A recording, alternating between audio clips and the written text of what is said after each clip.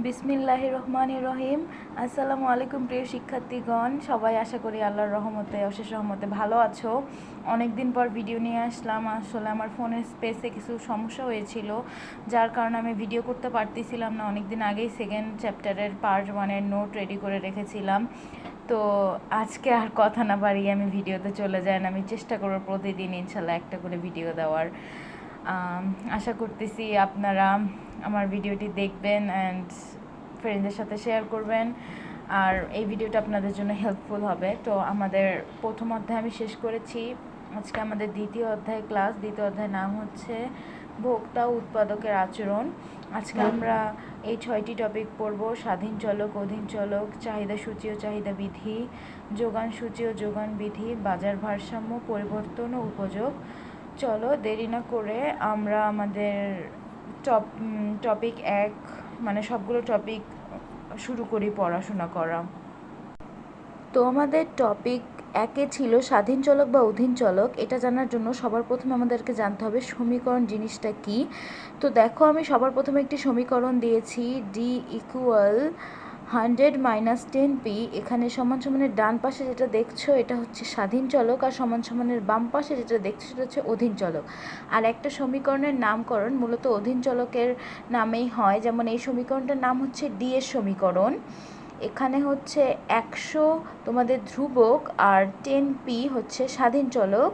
এখানে p এর মানটা তোমরা ইচ্ছে মতো ধরতে পারবে। এই p এর মানের উপর ডিপেন্ড করে d এর মান বের হবে। এবার সেই স্বাধীন চলক কাকে বলে? যে চলকের মান ইচ্ছা মতো ধরে নেওয়া যায় এবং অন্য চলকের উপর নির্ভর করে না, তাকে স্বাধীন চলক বলে। অন্যদিকে যে চলকের মান স্বাধীনভাবে ধরে নেওয়া যায় না, স্বাধীন চলকের উপর নির্ভর করে, তাকে অধীন চলক বলে।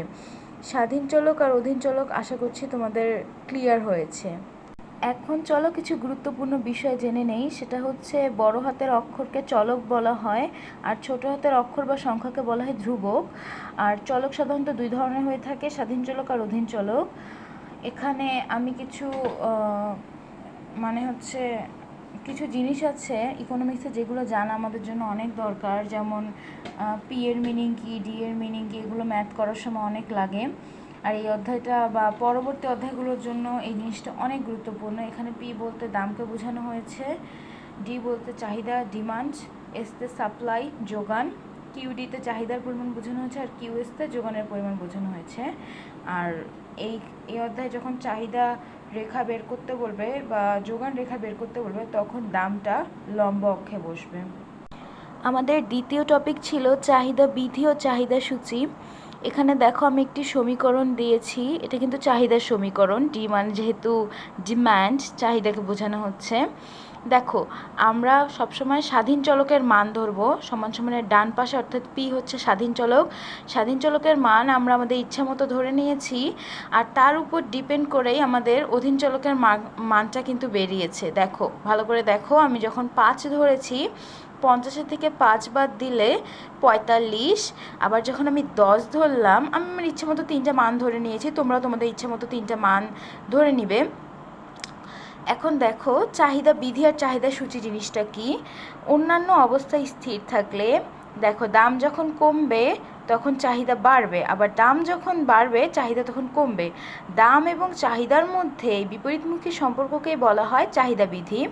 আর চাহিদা সূচিটা কি? এই যে আমি যে সমীকরণটার একটা বিস্তারিত রূপ দিয়েছি, মানে গাণিতিক প্রকাশ, এই চাহিদা বিধির গাণিতিক প্রকাশকেই বলা হচ্ছে চাহিদা সূচি। আশা করছি এই বিষয়টি তোমাদের জন্য ক্লিয়ার হয়েছে। এখন আমাদের তৃতীয় টপিকটি ছিল যোগান বিধি ও যোগান সূচি। এটাও কিছুটা চাহিদা বিধি চাহিদা সূচিরই মতো, তবে একটু খালি কম বেশি রয়েছে। দেখো সবার প্রথমে একটা যোগান সমীকরণ রয়েছে, সেই সমীকরণটা থেকে আমরা পি এর মানটা ধরে নিব নিজের ইচ্ছা মতো, তার উপর ডিপেন্ড করে এস এর মানটা বের হবে। তো এখানে দেখো যোগান বিধিটা কি, অন্যান্য অবস্থায় স্থির থাকলে দাম যখন কমতেছে যোগানও তখন কমতেছে, আবার দাম যখন বাড়তেছে যোগানও তখন বাড়ছে। অর্থাৎ দাম এবং যোগানের মধ্যে একটা সমমুখী সম্পর্ক কাজ করবে, এটা বাড়লে ওটা বাড়বে, এটা কমলে ওটা কমবে। আর চাহিদা বিধির ক্ষেত্রে কি, দাম কমলে চাহিদা বাড়বে, দাম বাড়লে চাহিদা কমবে, অর্থাৎ ওটার মধ্যে একটা বিপরীতমুখী সম্পর্ক কাজ করবে। এটাই মূলত পার্থক্য এখানে।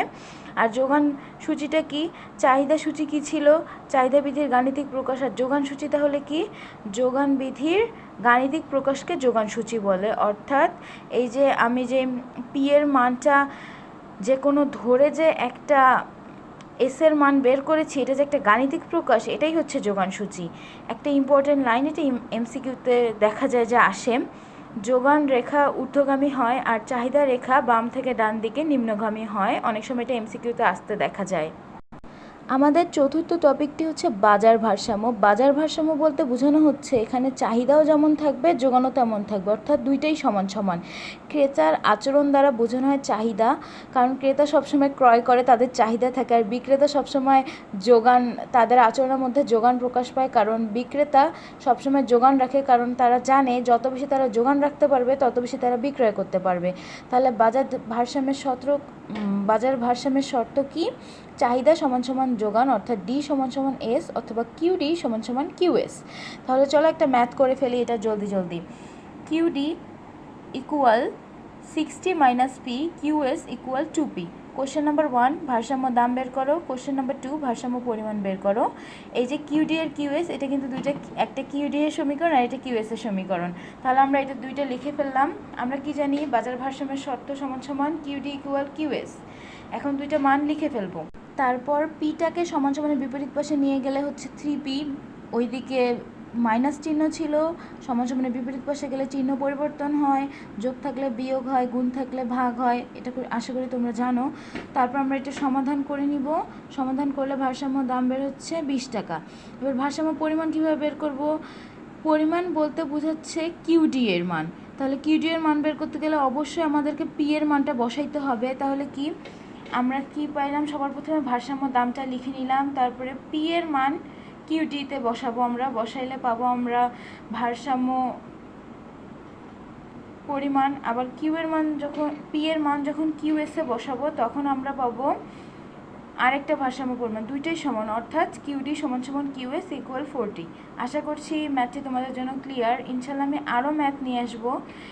আজকে শুধুমাত্র এই টপিকটি ক্লিয়ার করার জন্য একটা ম্যাথই দিয়েছি। আশা করছি তোমাদের ম্যাথটা ক্লিয়ার হয়েছে। আমাদের আজকের 5th টপিকটি হলো পরিবর্তন। পরিবর্তনকে সাধারণত ডেল দ্বারা প্রকাশ করা হয়। এটা দুইটা মান থাকবে। সাধারণত একটা থাকে বর্তমান দাম বা মূল দাম, একটা থাকে বর্তমান দাম, আরেকটি থেকে মূল দাম। পরিবর্তন সাধারণত 3 ধরনের হয়। সাধারণ পরিবর্তন del P equal P2 minus P1, মানে বর্তমান দাম থেকে মূল দামটা বিয়োগ করা হয়। আপেক্ষিক পরিবর্তন হচ্ছে del P divided by P1, অর্থাৎ P2 minus P1 divided by P1।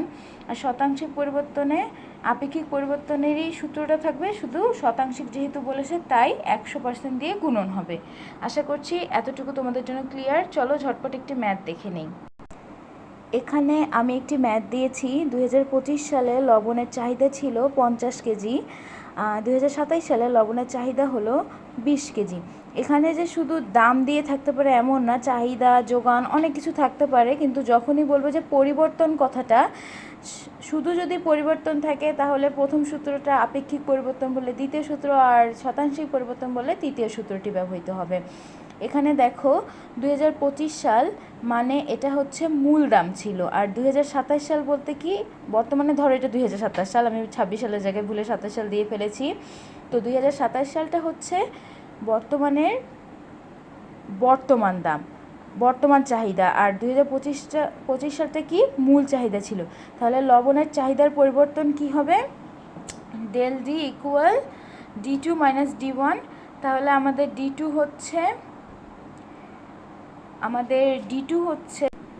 D2 হচ্ছে বর্তমান দাম, আর D1 হচ্ছে মূল দাম। তাহলে এখানে আমরা দেখি বর্তমান দাম কত, 20, আর মূল দাম কত ছিল, 50। তাহলে এটা আমরা যদি প্লাস মাইনাস করি, এখানে বেরোবে -30। এবার দেখি লবণের আপেক্ষিক পরিবর্তন D2 minus D1 divided by D1। এখানে আমরা আগে 50 থেকে 20 বাদ দিলে হচ্ছে -30 ডিভাইডেড বাই 50, আর এটা ভাগ গুণ করে 0.06 কেজি। এটা আপনারা ক্যালকুলেটরের সাহায্যে করবেন। আর লবণের শতাংশিক পরিবর্তনে 100% গুণন করব। 100% যদি আমরা 0.6 সাথে গুণন করি তাহলে হবে 60%। আশা করছি ম্যাথটি বুঝতে পেরেছেন। আমি এর উপরে আরও ম্যাথ ইনশাল্লাহ আপলোড দিব। এবার আমরা চলে যাব আমাদের লাস্ট টপিকে, যেটা হচ্ছে উপযোগ। আশা করছি আপনারা এই ভিডিও মানে এই পরিবর্তনের ম্যাথটা বুঝতে পেরেছেন। উপযোগ কী? উপযোগ বলতে আমরা সাধারণ অর্থে বুঝি কোনো দ্রব্য বা সেবার উপকারিতাকে, কিন্তু অর্থনীতিতে উপযোগ বলতে বোঝায় মানুষের অভাব পূরণের ক্ষমতা। অধ্যাপক মার্শালের মতে উপযোগ দুই প্রকার, একটা হচ্ছে পরিমাণগত বা সংখ্যাগত, একটা হচ্ছে পর্যায়গত বা গুণগত। এখন চলো একটু এগুলো ব্যাখ্যা দেখে নেই। কোনো পণ্যের উপযোগকে যখন আমরা সংখ্যা দিয়ে প্রকাশ করব সেটা হচ্ছে পরিমাণগত বা সংখ্যাগত উপযোগ। যেমন 1, 2, 3, 4। পরিমাণ বা সংখ্যাগত উপযোগ দুই ধরনের, মোট উপযোগ, প্রান্তিক উপযোগ। মোট উপযোগকে টিইউ, টোটাল ইউটিলিটি, টিইউ দ্বারা প্রকাশ করা হয়। প্রান্তিক উপযোগ মার্জিনাল ইউটিলিটি অর্থাৎ এমইউ দ্বারা প্রকাশ করা হয়। উপযোগকে কিন্তু ইউটিলিটি বলা হয়। দ্বিতীয়তে আমাদের ছিল গুণগত বা পর্যায়গত উপযোগ। যে উপযোগ মানে কোনো পণ্যের উপযোগকে গুণ বা পর্যায় দ্বারা প্রকাশ করা হলে তাকে গুণগত বা পর্যায়গত উপযোগ বলে, যেমন প্রথম, দ্বিতীয়, তৃতীয়। এখানে গুরুত্বপূর্ণ বিষয় হচ্ছে উপযোগকে আমরা ইউটিলিটি দ্বারা প্রকাশ করতে পারি। মোট উপযোগ হচ্ছে টোটাল ইউটিলিটি, প্রান্তিক উপযোগ হচ্ছে মার্জিনাল ইউটিলিটি। এবার আসি মোট উপযোগ কাকে বলে। কোনো দ্রব্যের দামকে, ওই দ্রব্যের ভোগের পরিমাণ। উপযোগের ক্ষেত্রে কিন্তু ভোগ ব্যবহার হবে, অন্য কোনো ক্ষেত্রে ভোগ কথাটা ব্যবহার হবে না, কিন্তু যখন উপযোগ বলবে তখন এই ভোগ কথাটা ব্যবহৃত হবে। কোনো দ্রব্যের দামকে ওই দ্রব্যের ভোগের পরিমাণ দ্বারা গুণন করলে যা পাওয়া যায় তাকে মোট উপযোগ বলে। আবার প্রান্তিক উপযোগ কি? কোনো দ্রব্যের ভোগের পরিমাণ 1 একক বৃদ্ধির ফলে মোট উপযোগের যে পরিবর্তন হয় তাকে প্রান্তিক উপযোগ বলে। প্রান্তিক উপযোগকে এমইউ দ্বারা প্রকাশ করা হয়। আশা করছি এই দুইটি ক্লিয়ার হয়েছে আপনাদের কাছে। এই দুইটি যদি আপনারা পারেন তাহলে মোট আয়, মোট ব্যয়, মোট আয়, মোট ব্যয় এগুলো বের করা অনেক ইজি হয়ে যাবে। মানে এগুলোর কাকে বলে এটা লেখা অনেক ইজি হবে। তো যখন 3 অধ্যায় আসবে আমি তখন দেখিয়ে দিব ইনশাল্লাহ সেইগুলো। তো চলো আমরা একটা উপযোগের ম্যাথ দেখি। এখানে আমি দুইটা ম্যাথ দিয়েছি। প্রথমটা আমি নিজেই সমাধান করেছি, তোমাদের সবাইকে দেখিয়ে দিই। প্রথমে হচ্ছে কিউ পরিমাণ আছে 1, 2, 3, 4, 5। তারপর টিইউ টোটাল ইউটিলিটি দেওয়া আছে 10, 19, 27, 34, 40। এখন আমাদেরকে এমইউ এর মান বের করা হবে। প্রথমের মানটা চেঞ্জ হয় না, যেটা সেটাই থাকবে। দ্বিতীয় মানটা কি হবে? আমাদের যে এই 19টা রয়েছে, এই 19-এর থেকে 10 মাইনাস করব আমরা। এই 19 থেকে 10 মাইনাস করলে হয় আমাদের 9। তারপরে কি, এই যে তৃতীয় মানটার থেকে দ্বিতীয়টা আমরা মাইনাস করব, মানে 27-এর থেকে 19 মাইনাস করব, তাহলে আমাদের আসবে 8। এবার আসি, এবার 34-এর থেকে 27 যখন আমরা মাইনাস করব তখন আমাদের মান আসবে 7। আবার 40-এর থেকে যখন 34 মাইনাস করব তখন আমাদের মান আসবে 6। এইভাবে মার্জিনাল ইউটিলিটি বের করতে হয়। আশা করছি বিষয়টি ক্লিয়ার হয়েছে তোমরা। 2 নম্বর ম্যাথটা সলভ করি, তাহলে সম্পূর্ণ কনসেপ্টটা ক্লিয়ার হয়ে যাবে। এখানে দেখো পরিমাণ দেওয়া আছে 1 থেকে 6 পর্যন্ত। এখানে টোটাল ইউটিলিটির মান রয়েছে 10, 18, 24, 28, 28, 20। চলো আমরা সমাধান করি। প্রথমটা সেম থাকবে, অর্থাৎ প্রথমটা 10ই হবে, কারণ প্রথমটা চেঞ্জ হয় না। দ্বিতীয়টা কিভাবে হবে? এই যে দ্বিতীয়টা থেকে প্রথমটা মাইনাস হবে, 18 থেকে 10 বাদ দিলে 8। তৃতীয়টা কিভাবে হবে? 24-এর থেকে 18 বাদ দিব, তাহলে থাকে হচ্ছে 6। তারপরে হচ্ছে চতুর্থ থেকে তৃতীয়টা মাইনাস করব, 28-এর থেকে 24 বাদ দিলে কত থাকবে? 4। এবার 28-এর থেকে 28 বাদ দিলে থাকবে হচ্ছে 0। আর এই যে 20-এর থেকে 28 বাদ দিলে, যেহেতু এটা ছোট সংখ্যা এটা বড় সংখ্যা, তাহলে মাইনাস মান আসবে -8।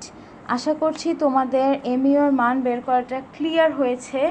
নেক্সট ডে এটার উপরে আরও বিস্তারিত কিছু তথ্য নিয়ে আমি আমার ক্লাসটি শুরু করব ইনশাল্লাহ। আশা করছি এই ভিডিওটা তোমাদের জন্য হেল্পফুল হবে, কিছু শিখতে পারবা।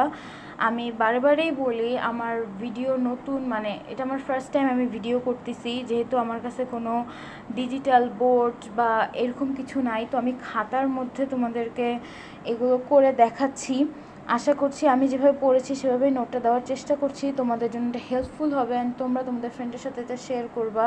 অ্যান্ড আমি ইনশাল্লাহ চেষ্টা করবো, আমি যদি রেগুলার ভিডিও দিই তোমাদের এই মাস অ্যান্ড নেক্সট মান্থের আগেই ইনশাল্লাহ বই কমপ্লিট আমি করে দিব, মানে ভিডিও আমি আপলোড দিব ক্লাস।